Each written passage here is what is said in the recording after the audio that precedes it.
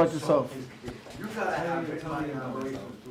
This is your best chance to get questions you want. This is your best chance to get a question you want. Doesn't matter. What you do now? Huh? All right. Well, forget about the camera. You look great. You got this. You got this. You're just having a community discussion here. What are you? So you're a realtor, and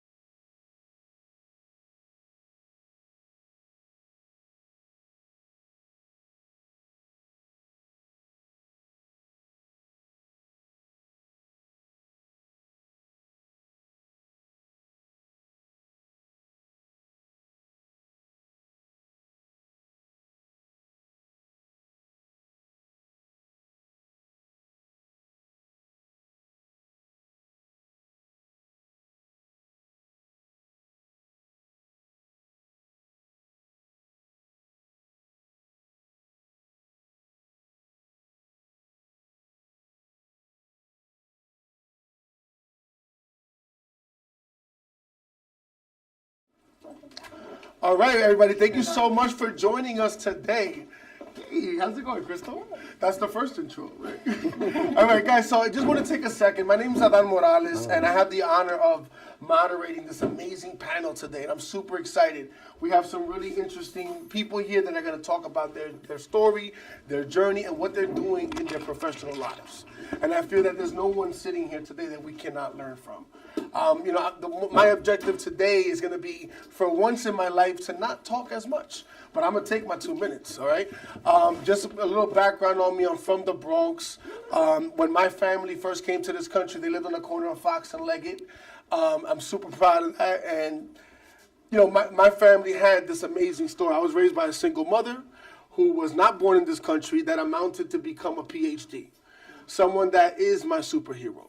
So, and I don't think that we can talk about the Black History Month topic without talking about the next month, right? Which is also Women's History Month. So we're super excited about these 60 days, right? And that's what we're here to celebrate today. And now I'm going to shut up. So on that note, what I want to do is take a moment, guys, and I really want to just get to learn a little bit about each of you. A general introduction, covering who you are and what your main points of focus are. And then obviously we're going to get into more details later. So starting off with you, please, Majora.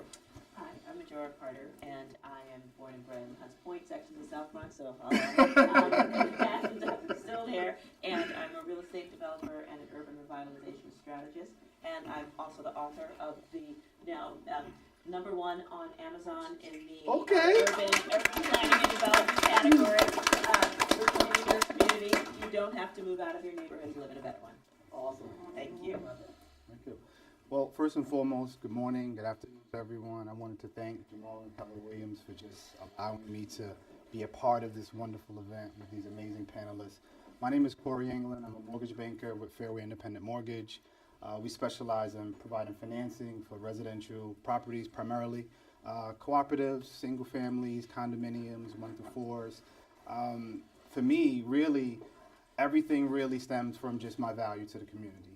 Being able to help our people transition from renting, explaining how to use credit, to leverage all of the loan programs that are available so that we can show them how to use real estate as an asset class, create generational wealth in our lifetime and not some fictional thing that has to happen, 2 generations down the line. So that's my story, and I'm super excited to be here today. We're happy to have you, brother. Good afternoon, everyone. My name is Shauna. I am from this office, Keller Williams in the Bronx. Nobody. So I'm a real estate agent. I've been only with Keller Williams. I've been in the business roughly about 7 years. And it's been interesting. I've come from a mental health background. So I've always loved to help people. And I really love getting people free money, just helping them navigate through the system, helping them get into homes, helping them stay in their neighborhoods. So I teamed up with 2 other girls in the office, and we're just going to keep the initiative. Tashika, who's here, and Oni. So we formed a group, and we're going to do a lot. We are looking to do a lot more community service and just keep doing the same thing and just pushing the same narrative. That's it. Definitely. Awesome. Thank you so much. Hi, everyone. I'm Brian Phillips. This is my first time in front of so many Keller Williams agents. I'm with Douglas Elliman. I've been with Douglas Elliman for 15 years. I'm in the city. I'm in Manhattan, Harlem, primarily.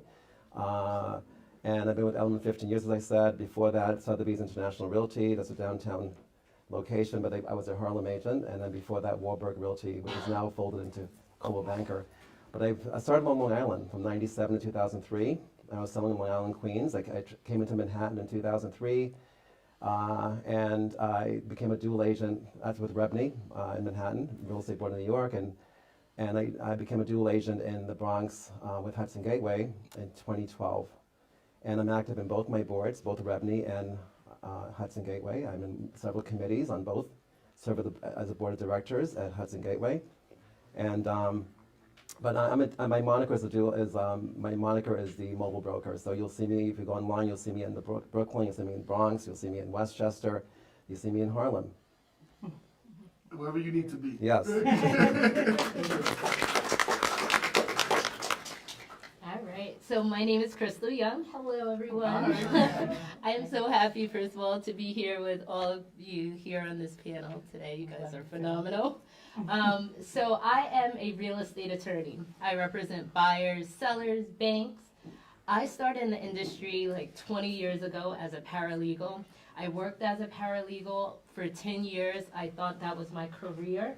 I also worked, you probably can't tell, but I worked as a makeup artist as well. Oh, stop it. Because now I don't do all of that. But it's been years. And so I worked as a paralegal, I worked as a makeup artist, and that was, what I thought my journey was. After working for so many years for different attorneys, I felt that I could offer more. And so I decided to attend school at night while still doing both. I worked as a paralegal, I went to school at night, and on weekends I worked as a makeup artist. But once I graduated, I decided to, represent, again, buyers, sellers, banks, and really, reach out to my community and make sure that we became home buyers. For so long, I rented myself. And just thinking out of fear, I wasn't married. I saw my parents, they had a home, but they were married, they had children. I thought myself as a single person, no kids, anything like that, that I couldn't acquire a home. But then I saw other people that were much younger than me acquiring, homes. And so I had like a wake-up call, and now, just like Miss at the end, I am also a first-time new author, best-selling author on Amazon. I created a book called You Too Can Be a Homeowner. It just came out, it hasn't even been a month. And it is on Amazon. I bought a few copies today, but the purpose of this book is, one, I plan on giving this book, and I've done it a few times, I haven't posted it yet, but when my clients buy a home, my role now is to give them a copy of the book. And I want them now to pay it forward and now make someone else a new homeowner. So that's what we're all here as, like real estate agents, attorneys, bankers, authors, to now pay it forward. Once we've done something, once we've become successful, now it's our time to pay it forward and make sure, people are following in our footsteps and we're bringing each other up. So that's my spiel. Thank you so much. It's funny, Brian, you mentioned something. You were saying that it felt so weird to be around so many Keller Williams agents, right? But I want to... At once. At one time, right? But I really want to make, if we can make anything clear right now, is that some things are bigger than what brokerage you're with, or what office you're with, or what state you're from, or what color your skin, whatever it is. None of that. There's things that are bigger than that. And I think that that's, to us, the value that you bring here is your story. And that's bigger than anywhere you work or anything you do. So I just wanted to definitely mention that. I wanted to transition now to talk a little bit about goals, right? And about how they evolve. If you look back 10 years from now, 10 years before, what were your goals then versus what are they now, right? So I would love to hear about how, some of you guys have, your legacy and your vision has transformed over the years with the experiences that you've been through. Does anybody want to jump in on that one? I'll take it. All right. So, part of my journey started really with my wife and I purchasing our very first property. And during that process, we went through a myriad of emotions, right? I mean, the three biggest things you'll do in your life are home ownership, marriage, and parenthood. And for us, this process was huge. And the gentleman that helped us, he did his best. I don't think he really understood the weight of his craft, but he did his best at that time. But what it did for me, already being passionate about finance, and I was always searching for a way to combine my passion for finance with how I can affect and change my community and be visible and just play my part. And that experience really was an eye-opener for me, because the first thing I noticed was, I said, okay, so I had fear, I had anxiety. Right after we closed, we got our keys and we walked away, and I felt the same way I felt when my son was born and we left the hospital. Like, what do we do now, right? And so the first thing I wanted to do was ensure that my clients never felt that way. So when I thought about my goals when I started in the business, it really was to take my fears, that anxiety, and how can I change that process and make it to where, number one, it becomes a dinner table conversation, like homeownership in general, because in communities of color, that's generally not a dinner table conversation, right? It's something that's reactive, and it happens after years of giving money away renting, and we're more reactive. So I wanted to play a part in changing that narrative to make it more proactive. So the first goal was to just make the process systematized, in the sense that I had a team to support me. We know what to do, when to do it, how to do it. Then we can measure it and come back and make sure that that process is happening methodically, even with me pulling out of that process. So that was a part of my first set of goals, was, okay, identifying how did I feel? How do I want my clients to feel? Where do I need people on the field to be able to make sure that every step of the way we're doing the same thing methodically, and every year has been growth year over year. But obviously, there's been no growth without challenges, and those are the challenges that I welcome. I mean, I've had, a lot of experiences with you all in the room. But coming back to the question specifically, so, as I thought about each year, what would be a good goal as I grow, it's really to be more valuable to the community, more transparent, and to listen more and talk less to find out what are the needs of the community. Awesome. And guys, I invite you, please, if something that is said by one of your fellow panelists gets you going, you have something you want to jump in, go right ahead. I just want to facilitate the conversation. So anybody else want to add to that or give their view on that? Shauna. 10 years ago, I was just trying to pay my bills, right? I was just trying to get the rent paid and survive. Even 5 years ago, so I never really had an interest in real estate. No one in my family that I can think of that's close to me even owns a home. So even 5 years ago, I was just getting in this I was working with somebody who used to run 2 offices in Manhattan. She was an older woman, but at one point she used to run 2 offices. She just said, you'll be good at this. And for like 6 months, she kept nagging me. And I said, okay, Catherine. So she might be watching this. I know it's live stream. Okay, Catherine. I was just like, listen, all right, I'll do it. So I didn't even know what I was getting into. I was just like, okay, I'll do it. I'll take the class. I think I did like $100 class on Groupon. It was like, and I was like, okay, this will work. I mean, that worked for me at the time. It was in my budget. And so it, for me, it was just to do something on the weekends. Then I started taking longer lunch breaks to show houses, things like that. And then, I was like, you know what? This is going to get me where I want to be, right? So in the last year and a half, I bought 2 homes, and I'm actually looking for my 3rd home. And now, and I also am, and my mom, she should be closing this week. I bought her a home.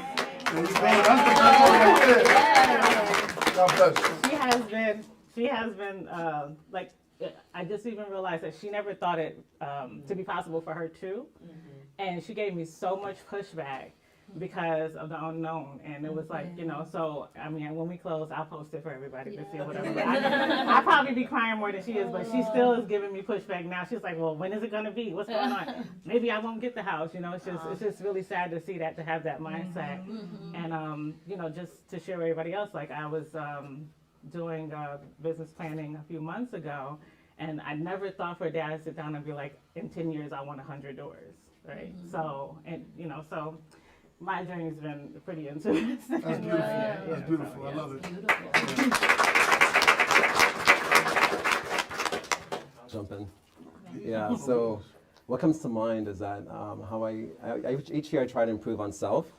Before I got into real estate in '97, I was working for a company on Long Island. They were based in the Midwest. It's called Royal Prestige, if you know what that company is. They sell cookware, china crystal, flatware, juice extractors.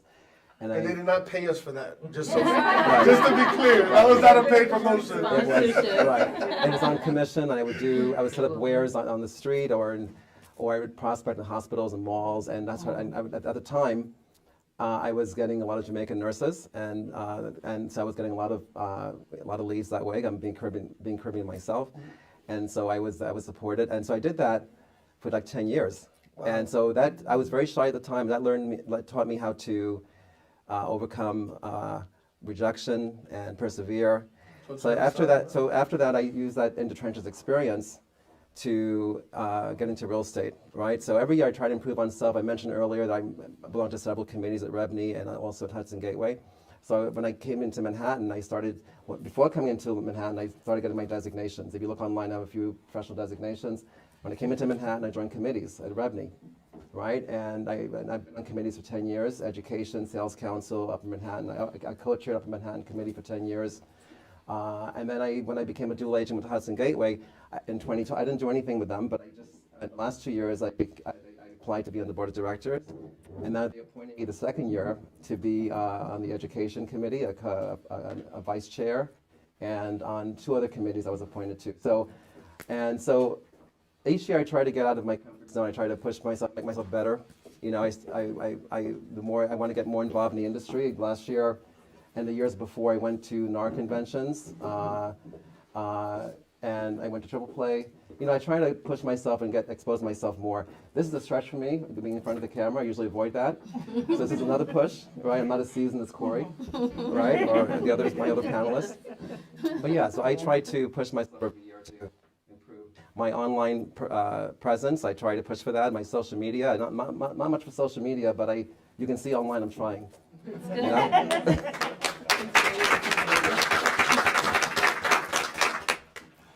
So, you know, definitely for me, like, I mean, Shauna, when you were talking about your mom and like the idea that she never even could even rationalize in her mind the idea of being an owner. And you have no, like, that's, Yeah. you were talking to She me. still has that. We gotta put the ink on the paper first. Yeah. She gotta get her keys. No, but she's you know not what, so though? excited. It's happening, though, you know? Still today, I'm like, yeah, the attorney said he's gonna give us the date, you know, any day now. And she's like, she's still not, it's not clicking for her. It's parts of that stuff that, Yeah, so. I was watching a book review that you did with Noel from the Lit Bar, and I was like, wow, like, you know, because some of the things that you guys were just talking about was just like, it was like you were reading my story, you know, like talking about that stuff, and I just want you guys to know how much that really means a lot to hear somebody else say it though, because you don't realize that it's normal or it's common because no one talks about it. Right, and so think about the fact that, you know, here we are with each of our individual stories, and, you know, as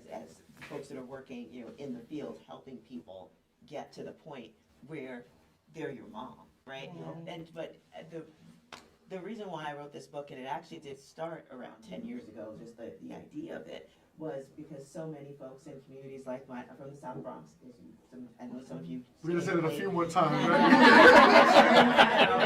But I grew up during the burning, you know, literally, like back in the 70s and the 80s, right? And, you know, and we were taught to measure success by how far we got away from our communities. And, you know, and it was really interesting kind of watching, you know, in particular around 10, 12 years ago, and, you know, recognizing that the home ownership rate in our community that's when it started to go down. When predatory speculators were the first ones in to understand like how they could make money off of the communities, but we didn't know. And so to hear that there are so many folks like you that are out here going, no, I'm here to support people becoming homeowners, like that is the step to the American dream. And making sure that we're participating in that. And so my book, Reclaiming Your Community, is about just that. Because when people, because I really was like sort of struck, because I traveled around the country a lot doing urban revitalization strategists and as a consultant working with places, whether it was universities, companies, etc. And what I noticed is that there was, honestly, it felt like only 2 kinds of development that was happening in the kind of communities that I was from. You know, there was the kind that was just straight up gentrification, right, where, you know, the community was being developed, but not necessarily for the people that were in it. And then what I actually label in the book, poverty level economic maintenance, where there's, you know, there's very highly subsidized affordable housing. There's no real home ownership associated with any of it. There's lots of things that make money for whether it's the healthcare system and the pharmacies, even the liquor stores and stuff like that are in those communities. But again, money's not staying there, and people are not owning. And I was just like, there's got to be something in the middle. There is. And that whole idea of like recognizing that plenty of brilliant, wonderful people that are born in our communities. We're not led to believe that we should stay there if we're gonna be something. And as that I looked back at my own community, watching the homeownership rate go down, and then it was just like, what if we retained the talent in our community, gave them reasons to want to stay? And that is literally like the whole approach to our community development strategy. It's giving folks reasons in our communities to want to stay and invest financially, emotionally, and socially, so that we're actually reaping the benefits of our own beauty, talent, and labor, like in our communities. So to see that and to, worked on trying to create more opportunities to do development that included lots of home ownership, and was unable to do it within the current political climate around that time. And so to see that there's this whole thing, and even just meeting Greg in particular, I don't know if he's in here now, but the way that I met him was because he actually helped a friend of mine in Hunts Point make sure that, as he put it, like, look, I just called another broker to make sure that, like, this homeowner, who this young woman from this community who really wanted to buy in her hometown, got that house as opposed to a group of investors. That was saying that the level and quality of what you're interested in doing. Like, because that, I don't think you realize, like, what superheroes y'all are when you make that kind of human, very human decision to help support another human, like, advance their goals. So I just honestly just want to make sure that I say that, if I say nothing else for the rest of the time. We would like you to say a few more things. I so appreciate that. And, because you're partners, in what could be like the transformation of our communities. So blessings to you. Give me 1 second, I'm so sorry. So I wanted to just take a moment. We actually have a surprise guest. Our Bronx Borough President, Vanessa Gibson, is here. And she's gonna be, you can come on in. She's gonna have my seat for now until they fix the cameras.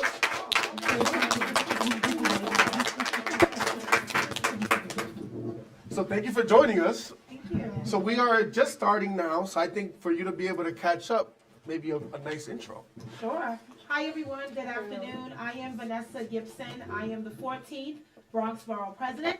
I just took office on January 1st. Thank you so much. About 8 weeks ago, but who's counting?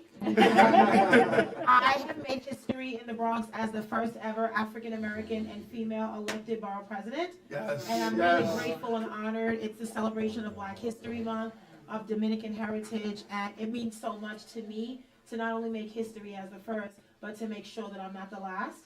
And prior to me being at Borough Hall, I served as a member of the New York City Council, and I represented District 16 in the West Bronx, the areas of Claremont, Concourse Village, Highbridge, Mount Eden, Morris Heights, Marsania. I served there for 8 years, and during my time, I was the first person of color to chair the Committee on Public Safety. I led the committee at a very challenging time in New York City at the very beginning of the de Blasio administration in 2014.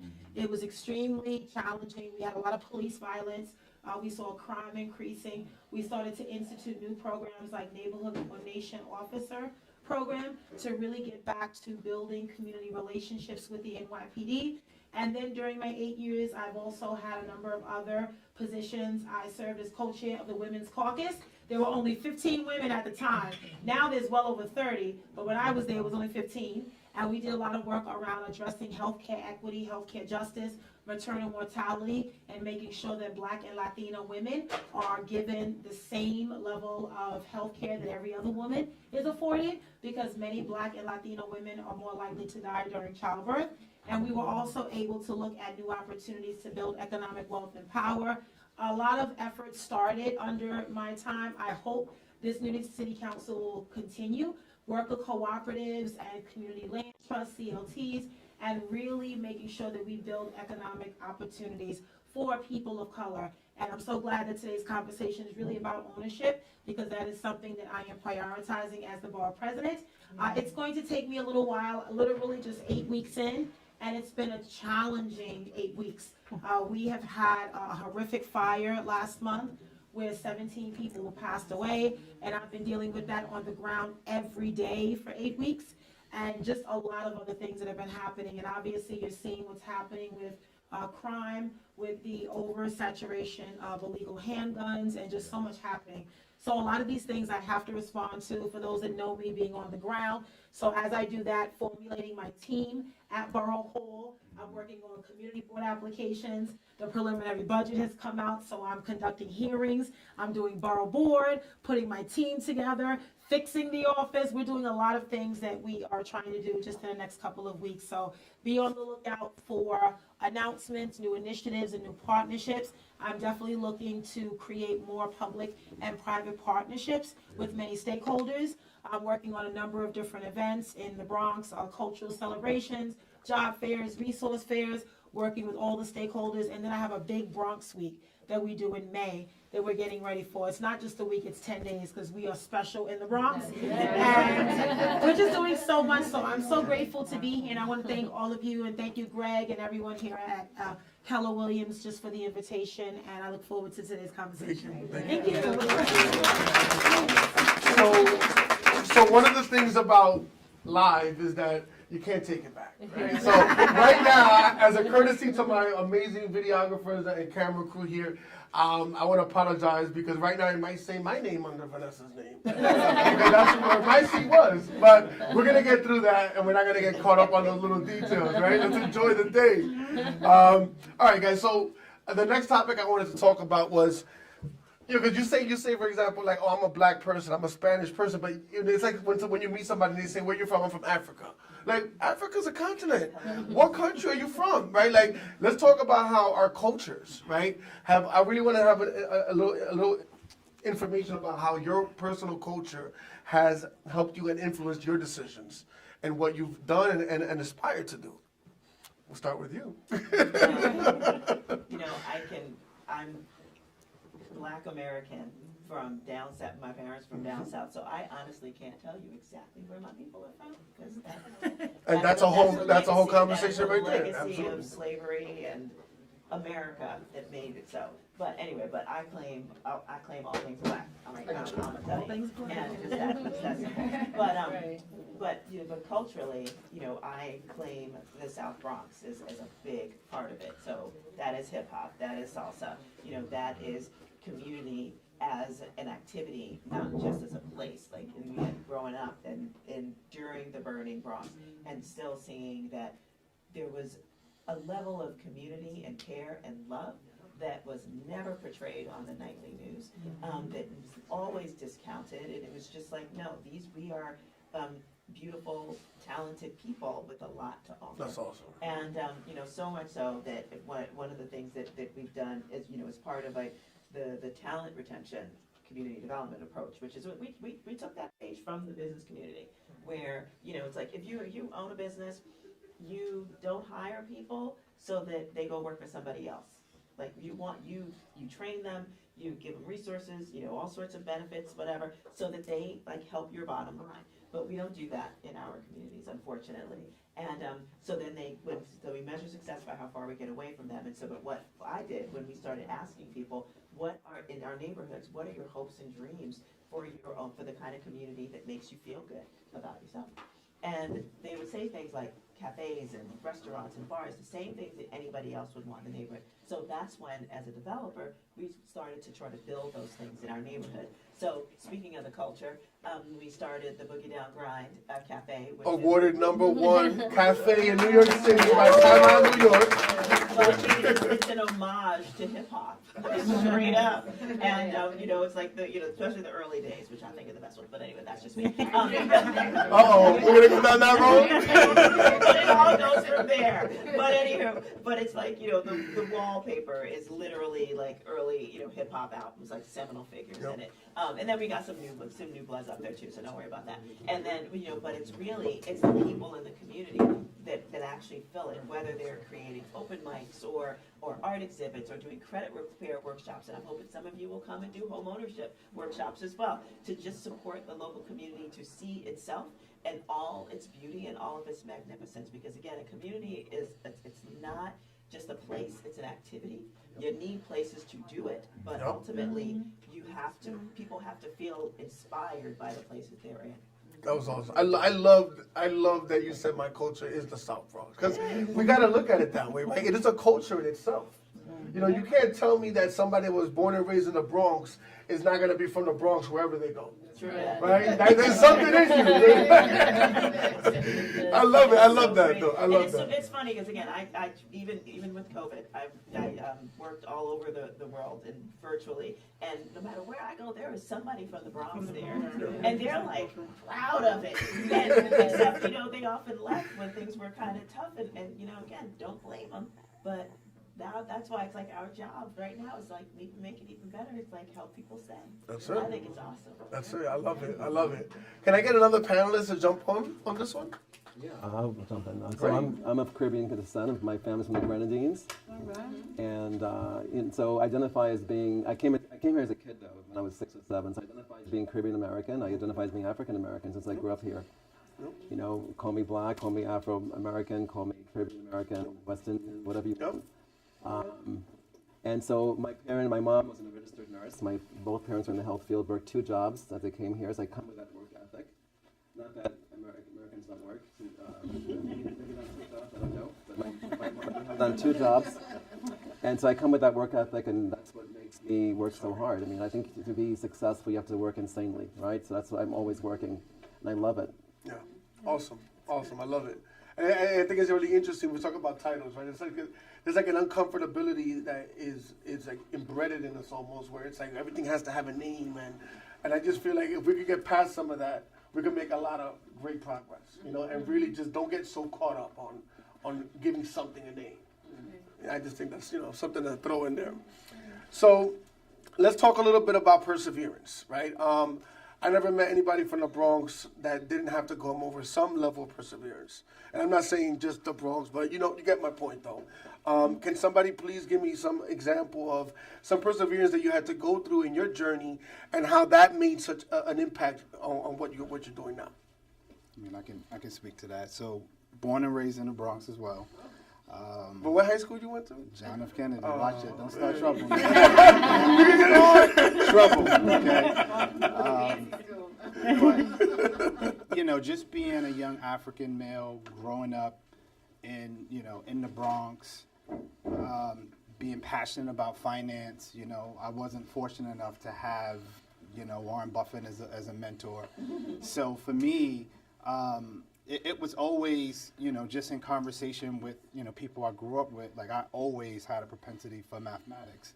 And so, it wasn't fun being around me, right? Like it was always either something to do with logic or probability. And, even, just at a local dice game, like I'm calculating everything like, wow, like he's already aced 5 times, right? It was always like, oh, here comes Corey, right? So, but as I transitioned from college and eventually, I worked on Wall Street, it was always tough for me. It was tough because because there were different conversations that were happening. My language and the language of Wall Street just seemed to always be out of step, right? And so when we talk about perseverance, it was just me digging down deep and acknowledging that, listen, no one can define who I am. Like, even if you tried to draw a box around me, my thought process was always, I'm going to break out of that box, right? And so, that was just my thought process, because I always knew that, listen, if you tell me I have to work 10 years to make $250,000, I disagree with you, right? Like, no one can define what my value can be. It's just my work ethic, my dedication, my commitment.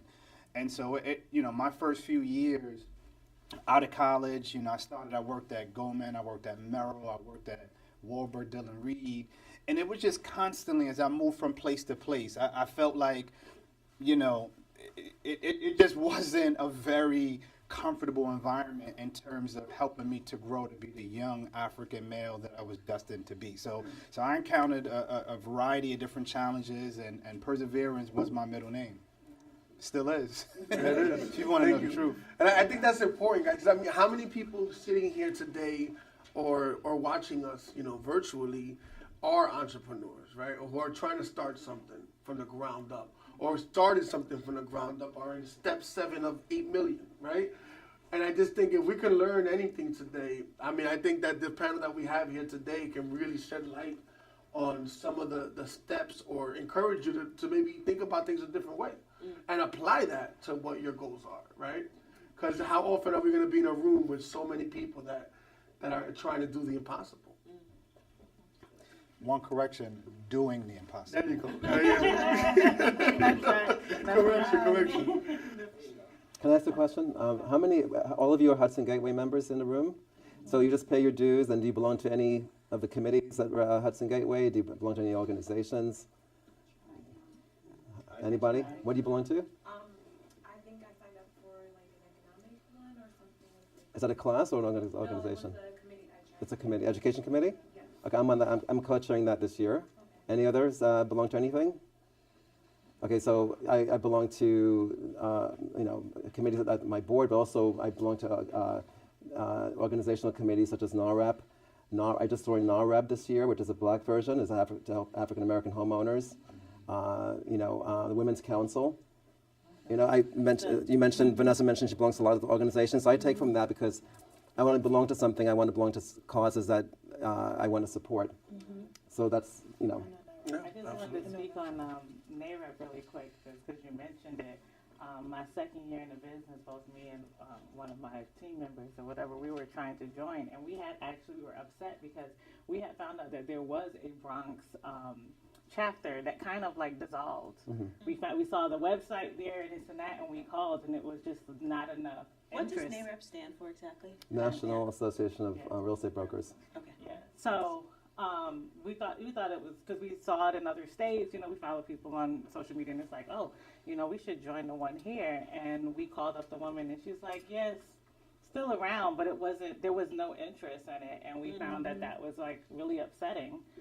Because that is representation for us, and we see other communities coming together and actually, doing stuff. But that was like my second year in this business, so maybe we can team up on something and maybe grow it here in the What are you Bronx gonna do as about well. it? There's a What are you Harlem gonna do chapter. about it? There's a Harlem chapter. I just joined the Harlem chapter. Right.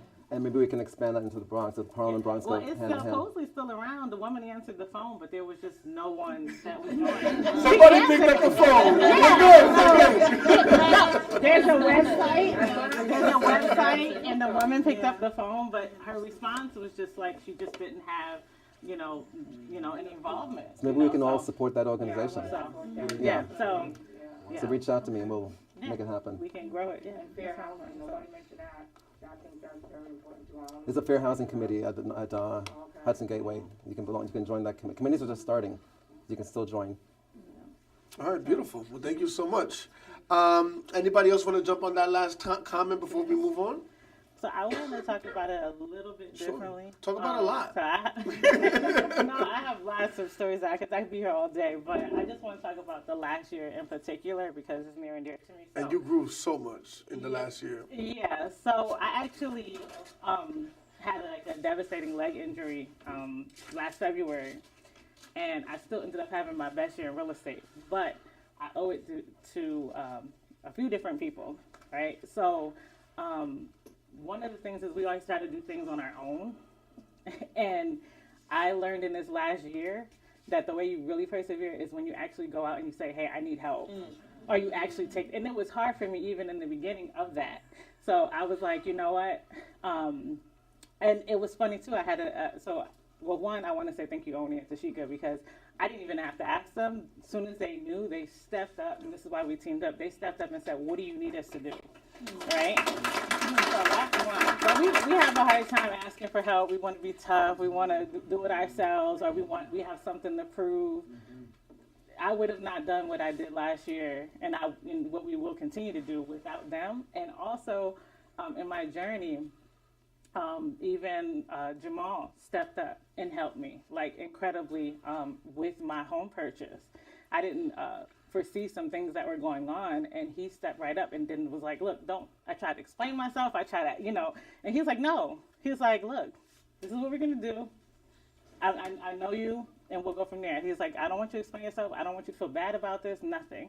So I just wanted to say thank you to Jamal too. But just, it's the story, like the underdog coming and doing it by themselves is great. But sometimes asking for help is not bad either when you want to persevere. You want to get to the next level, or even just opening up to say, hey, do you have, I want to do this opportunity. Just open up your mouth, say, look, I'm interested in this. How do I get there?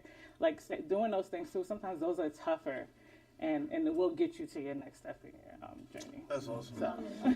I'd like to just speak to that as well, because the challenge that is wonderful, number one, to see all of us here today, because these conversations will serve as a springboard for the things that we can do in Q2, 3, and 4. But guys, right, I don't buy into like fallacies and misnomers, but sometimes they become self-fulfilling as well. And the idea that communities of color are not able to work together clearly is a misnomer and a fallacy, right? But in some instances, it does become self-fulfilling, right? And so we have to work twice as hard to be able to have forums where we can come together and do the things that we're talking about, right? Building. And so, recently I came up with these ideas about having these different events where I could have people in our industry come together. And some of them are unorthodox, right? Like I have a chess night, right? Like where people come together and we just play chess over some appetizers. I have billiards night where we come out and we shoot pool, right? Adon, you were at a recent one. And the theme, guys, is just breaking all barriers. We could shoot pool together, right? It could be a CPA and an attorney and a realtor or 2 loan officers from different banks. Together? We can shoot some pool together, right? And so it's just, again, using this conversation and platform as a springboard to be able to do these unorthodox things. Like, yes, I played chess with another loan officer last week, right? Who won though? But again, just changing the narrative, guys. That's all I wanted to say. But by doing that, what you're doing is the changing the narrative. You're just essentially creating a space for people to just be. Because the truth of the reality is, like, it is harder, between whether it's access to capital, access to deals, it just, to be working within the communities that we tend to work in, it is harder. You're dealing with, there's the educational curve is lower in a lot of different ways. So, but creating that space is so important. So it's like, you go on. I mean, that's really all I feel like what it is we're doing. It's just like creating those opportunities for people to be able to see, like, a vision that they couldn't before. It was sitting right in front of them. Like that's beautiful. That's exactly how we roll. I love it. I love it. Really some good gems. I think for me, like, I'm just gonna point out things that like just pop out at me. When Shauna said she's had to ask for help, right? That's so powerful, right? Because let's learn from each other, right? We talk about surrounding ourselves with entrepreneurs and people trying to start businesses. What could we learn from people that already did it or tried to do it and failed? Might be able to learn even more from them. So I commend you on that. Ask for help, because that's what a community does. Helps each other. Yeah. You wanted to say something, Crystal? Definitely. And in line with that message, I always say that collaboration is so much better than competition. So the fact that Corey can sit with another loan officer with, who works at a different bank, there's no competition there. I recently aligned with another real estate attorney, another black female that everyone thought there was like competition. I'm like, I don't see her as competition. It's my girl. You know what I mean? She has her own firm and she's killing it. I'm like, people that are meant to work with me will work with me. People that are meant to work with her will work with her. Maybe they work with both of us. But we collaborated and we prepared a course for real estate attorneys, teaching real estate attorneys how to be real estate attorneys. And people were shocked. Like, you collaborate with this attorney that, like, you guys are apples to apples the same, and she's doing this and she's doing that. And I'm like, I don't see that. So when we become, get to a certain level or we have our careers, we have to make sure that, we're working with people in our industry, because that's how we learn, that's how we grow, that's how we'll bring people, like the next generation up, just by collaborating and making sure that we're not competing with, our peers and people in our industry. I share the philosophy also. There's plenty to go around for everyone. So I don't. For sure. That's why I serve in so many committees. I like to share with people who are newer you know, and there's plenty to go around. So I love to give. I don't hold back. Yeah, Absolutely. and that's a mindset too. Like that's a, you don't want to operate ever in these sort of poverty mindset, a growth mindset. So I'm only going to grow when I'm working with other people. And I'm only going to be successful when I'm working with other people. If I want to just take and take it on my own, then I'm always going to be, in the same place. So that's very good, Yep. what everyone shared This- on the and panel. I love this part of the conversation, in part because, we are actually, no matter whether, look, I'm a developer, they're the brokers and agents, everybody's doing a little bit different. But if we're being real and honest, like we are also, it is a part of the culture, or not our culture, but it's almost as if poverty is considered a cultural attribute in many of the communities that we either come from or are working in.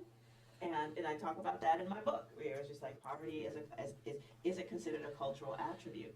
And it is, by many, frankly, of the institutions, whether they're nonprofits, the nonprofit industrial complex, and, absolutely no shade, but, government often kind of perceives many of the communities that we work in, as places where poverty it's almost meant to be sort of like it's neighborhood preservation. So let's make life easier for the people in those communities because they're never really going to be much else. So they're really not ever really going to be the homeowners that y'all are looking out to support going into the future. And so creating just the idea that more of this can happen, that there is more to go around. But we've been led to believe that in some places, not really for y'all.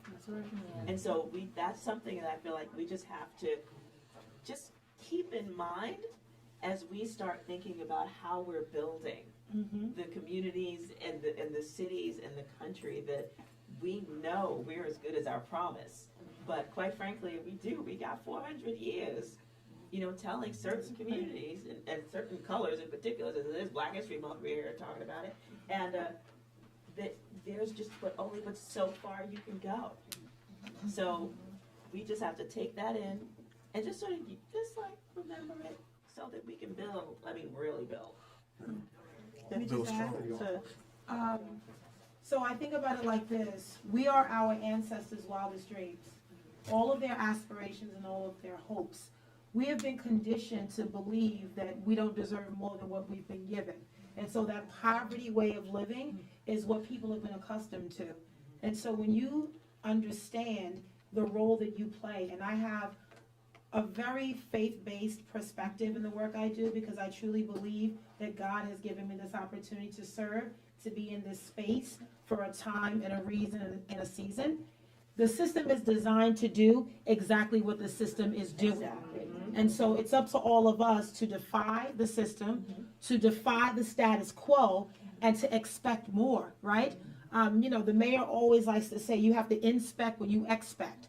And I just feel like our expectations sometimes have been so low that people have been conditioned to think that this is the only thing I can expect. We can't go any further. The standards can't be accelerated, but they can. Yes. And we do that every day when we defy the odds, when we make history, when we do all the things that our ancestors died for, and especially when people tell us we can't do it.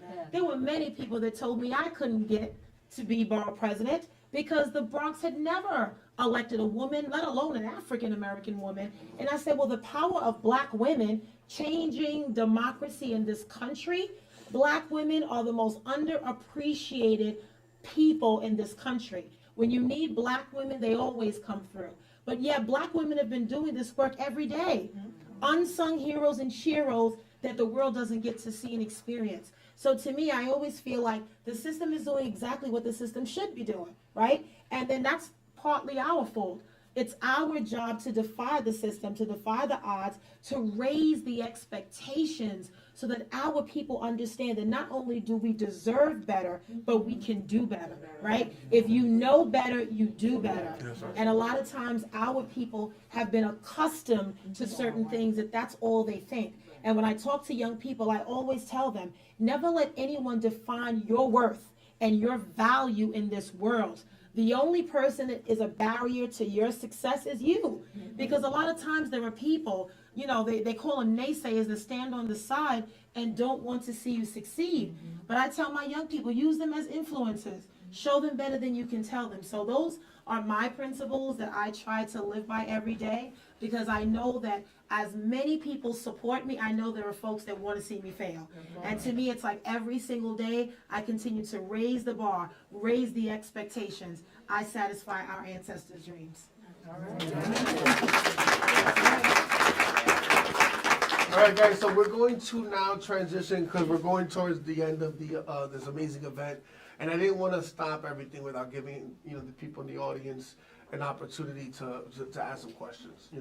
If there's any question that you have that you want to direct directly to a particular panel member, please feel free.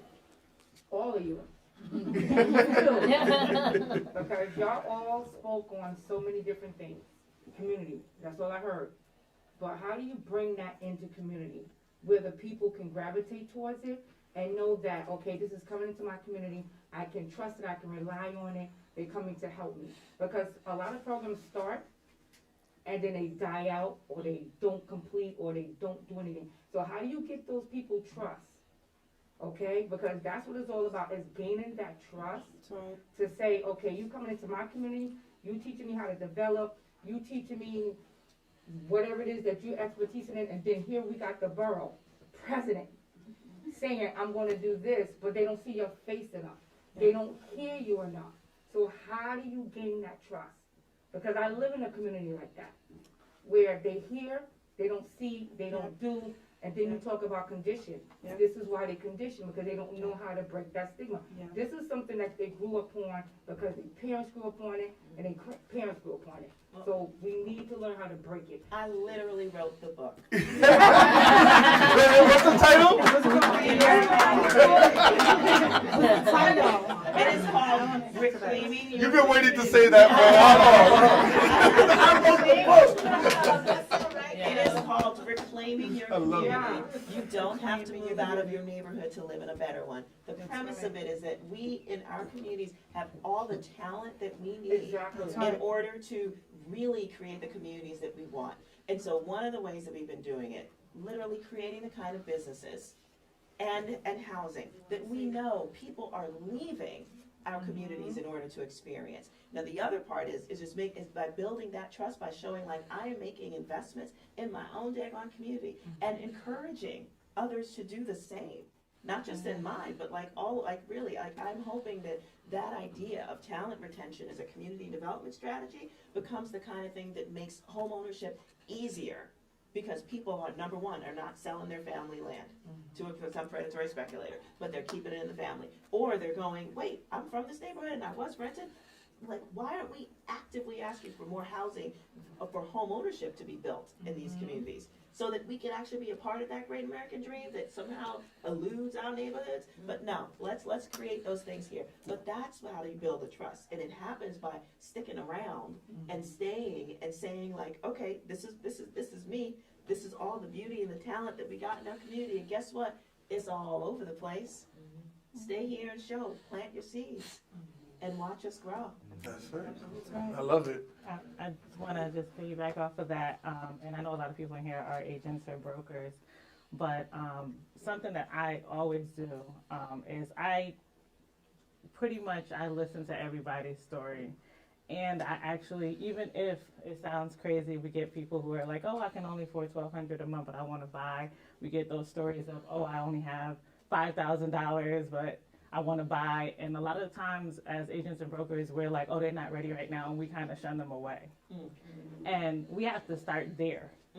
I've had so many people come back to me 3 years later, 4 years later, 5 years later, that actually listened and put stuff in motion, and we're like, I'm ready now, So knowing that information, like I'm gonna challenge everybody this year to pick up the phone and actually listen, and actually come from contribution and just say, hey, there's this program available, there's this available, and give them some direction.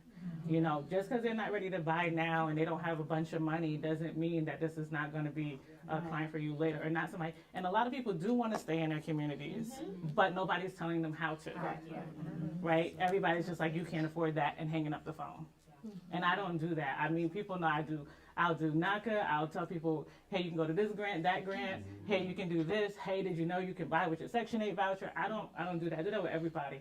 And it starts there. because they may not have all the resources, but I've noticed people are online, people are, they're watching videos from other people, and they're serious. Most of them are serious, and they come back all the time. So That's great. Oh my God, that's amazing. That's amazing. But let me just add very quickly, you all are credible messengers. You have to meet people where they are, but you also have to be consistent, right? People have been lied to, they've been cheated on, broken promises, people start stuff, don't finish. But just as she says, teach people, educate them, give them structure and guidance, and train them along the way, right? If you say you're going to do something, do it and mean what you say. Be consistent, right? As agents and brokers, people are putting their trust and their faith in you. And a lot of times it's because they have been denied so many opportunities. I come to you, you tell me, no, I can't do this. If they're not ready, then bring them to a place where they can be ready, right? I often say, if you stay ready, you don't have to get ready. And and that's true. And so a lot of times I think we have to meet people where they are. We can't expect folks to come to us with 100%. Nobody's at 100%. We all got some stuff going on. We got things in our lives, right? But at the end of the day, no one is perfect. But you can take that imperfect person and you can allow them to be strengthened and grow and become more self-sufficient. So credible messengers is what everyone is. And I think meeting people where they are is the best way to go. So I think we have time for another 1 or 2 questions, and then we're going to wrap it up. Maxine. So this question is to any panelist that wants to take it. What is one specific thing that took you from good to great in your life? Because everyone here, everyone in the room, there is a level of greatness, but there's like, that you're doing good, but then it's like one specific thing that I did consistently that took me from good to great. I answer that stepping out of my comfort zone, because like I heard you say, well, I don't do social media, but I'm learning and I'm pushing through. And that's the thing, because I'm inherently a very shy individual. And so, but I said, you know what? The only way I'm gonna take my career, myself, my confidence to the next level is every day do something that I wouldn't do in the past. So every day, and staying consistent in doing that every day too, that's what took me from what I would consider good to great. Being consistent and stepping out of my comfort zone for sure. Mm-hmm. Becoming involved in the community and also becoming involved in your industry. Yeah. That's made me a better agent. It raised my level of visibility and made me a better agent, and for my customers. I get to learn from the committees I'm on. I get to plan. I get to engage with the agents and engage with the community in my neighborhood community groups I belong to. So don't just join and pay your dues. Attend the meetings. Yeah.